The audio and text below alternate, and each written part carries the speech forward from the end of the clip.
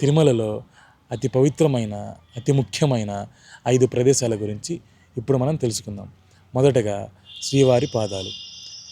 ఈ శ్రీవారి పాదాలు ఏ విధంగా ఏర్పడ్డాయంటే, స్వామివారు వైకుంఠం నుండి మొట్టమొదటగా పాదాలు మోపిన పుణ్యస్థలం. అలా స్వామివారు పాదాలు మోపడం వల్ల స్వామివారి శక్తికి స్వామివారి పాదముద్రలు ఈ ప్రదేశంలో శిలగా మారాయి. అలా ఈ ప్రదేశానికి శ్రీవారి పాదాలు అనే పేరు వచ్చింది. రెండవ అద్భుతమైన ప్రదేశం శిలాతోరణం.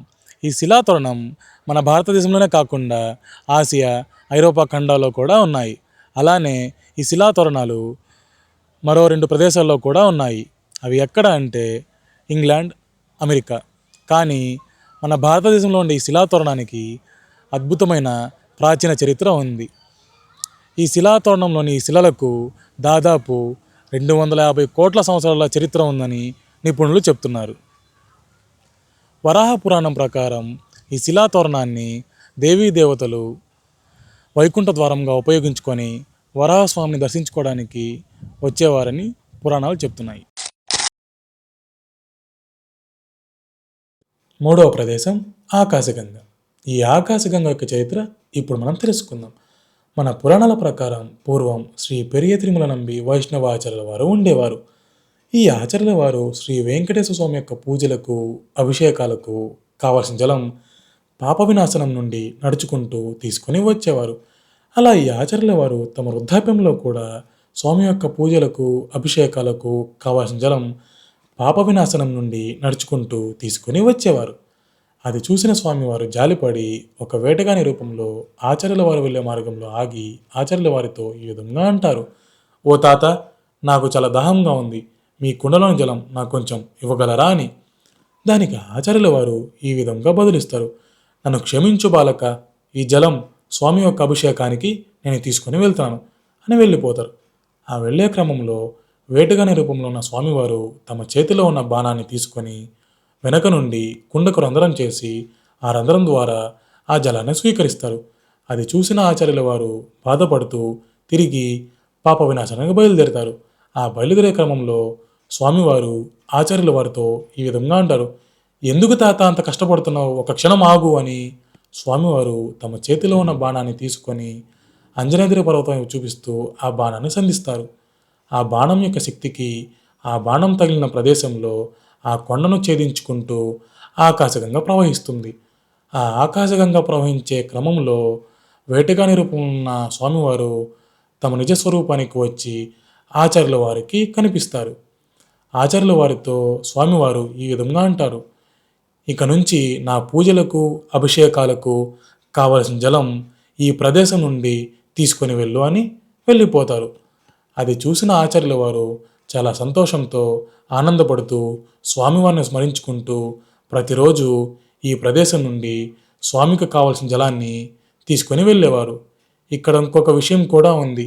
శ్రీ పెరియాన్ తిరుమల నంబి వైష్ణవ ఆచార్యుల వారి వంశీకులు ఇప్పటికీ స్వామికి కావలసిన జలాన్ని ఈ ప్రదేశం నుండి తీసుకువెళ్తారని అక్కడి స్థల పురాణం చెబుతోంది. ఇలా ఈ ఆకాశగంగ అనేది ఏర్పడింది. నాలుగవ ప్రదేశం పాప వినాశనం. ఈ పాప వినాశనం యొక్క చరిత్ర ఇప్పుడు మనం తెలుసుకుందాం. ఈ పాప వినాశనం యొక్క అర్థం పాపాలను నశింపజేసే పుణ్యజలం అని అర్థం. ఈ పాప వినాశనం ఏర్పడడం వెనుక స్వామివారి సంకల్పం కూడా ఉంది. మన పురాణాల ప్రకారం విష్ణుమూర్తి శ్రీనివాసునిగా వైకుంఠం నుండి భూలోకంలో ఉన్న శేషాచల అడవుల్లోకి వచ్చినప్పుడు స్వామివారి పవిత్రమైన పాదాల ద్వారా ఈ పవిత్రమైన జలధార అనేది ఉద్భవిస్తుంది. ఈ జలధార స్వామివారి పాదాల నుండి ఉద్భవించడం వలన ఈ జలధారకు పాపాలను నశింపజేసే శక్తి అనేది ఉంటుంది. ఆ విధంగా భక్తులందరూ భక్తి శ్రద్ధలతో ఈ జలధారలో స్నానం ఆచరిస్తే తమ పూర్వజన్మ పాపాలన్నీ తొలగిపోతాయని అక్కడి స్థల పురాణం చెబుతుంది. మరొక కథ కూడా ఉంది. పూర్వం భద్రమతి అనే బ్రాహ్మణుడు ఉండేవాడు. అతను తన పూర్వజన్మ పాపాలతో కటిక దరిద్రంతో జీవిస్తూ ఉండేవాడు. అతనికి ఒకానొక రోజు ఒక సూచన అనేది వస్తుంది: నీ పాపాలన్నీ తొలగిపోయి నువ్వు మనశ్శాంతిగా జీవించాలి అంటే తిరుమలలో ఉండే పాప వినాశనంలో స్వామిని స్మరిస్తూ భక్తి శ్రద్ధలతో స్నానం ఆచరిస్తే నీ పాపాలని తొలగిపోయి మనశ్శాంతిగా జీవిస్తావు అని. అది విన్న బ్రాహ్మణుడు తిరుమలకు వెళ్ళి భక్తి శ్రద్ధలతో స్వామివారిని స్మరిస్తూ ఆ పాప వినాశంలో స్నానం ఆచరిస్తాడు.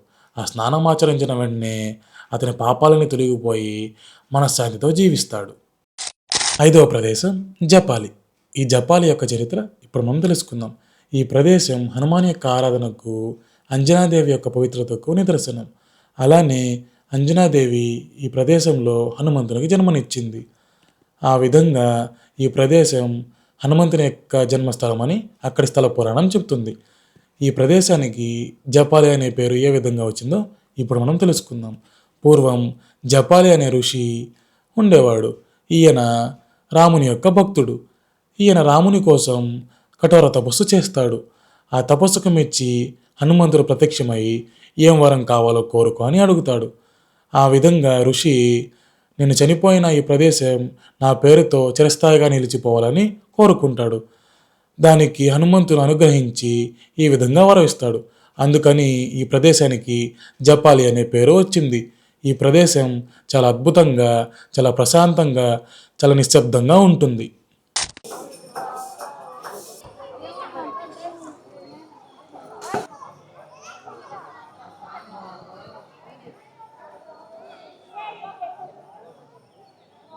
ఓం నమో వెంకటేశాయ.